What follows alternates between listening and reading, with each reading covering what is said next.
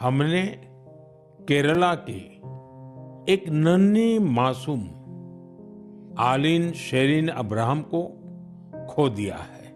उन्होंने आलिन के अंगदान का फैसला किया।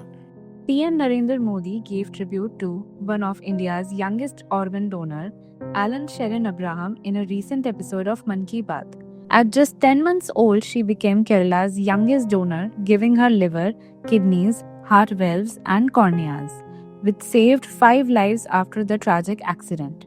Sharing his condolences, the Prime Minister highlighted how transplants have surged fourfold over the last decade.